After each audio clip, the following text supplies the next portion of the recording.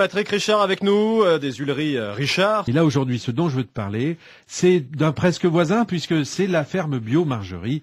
Et c'est une très belle exploitation agricole, fondée en 1927 et reprise en 1979 par Jean Margerie et son épouse Viviane.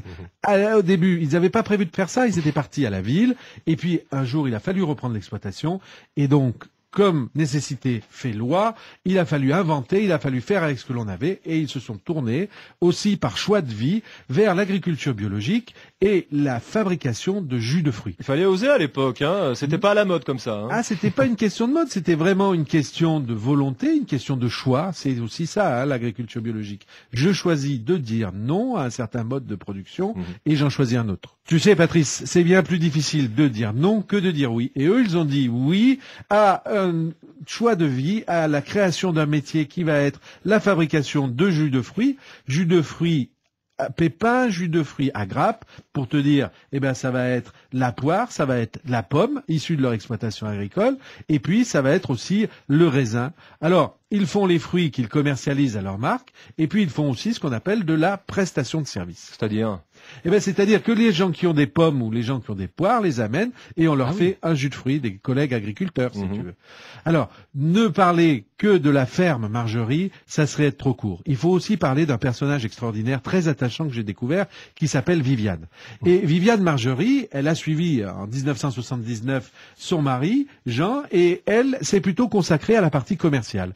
Et c'est Viviane qui a inventé, si tu veux, sur la région, le commerce de produits issus de l'agriculture biologique, parce qu'au début, ils ont vendu les produits d'exploitation, puis ça a été un peu plus loin, puis ça a été un peu plus loin, jusqu'à avoir 2 magasins.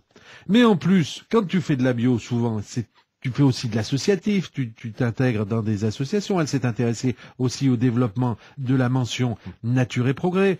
Elle est membre fondateur des Biocoop. Elle est membre fondateur d'Agribiodrome. Enfin, tu vois, toutes ces activités extra-professionnelles qui fait que quand tu as fini, tu as fermé ton magasin, tu vas encore t'occuper des autres. Alors ça mérite un grand coup de chapeau. Ça mérite une visite, déjà, pour voir comment on fait un jus de fruits. La différence entre un jus de fruits et un nectar. Moi, tu vois, je croyais qu'un nectar, c'était plus noble qu'un jus de fruits. C'est le contraire. Un nectar, on va rajouter du sucre, on va rajouter de l'eau, alors qu'un jus de fruits, vraiment, ça sera juste la pression du fruit. C'est quelque chose de très luxueux. C'est plein de vitamines, c'est vraiment un élément essentiel d'une nourriture équilibrée, tu vois.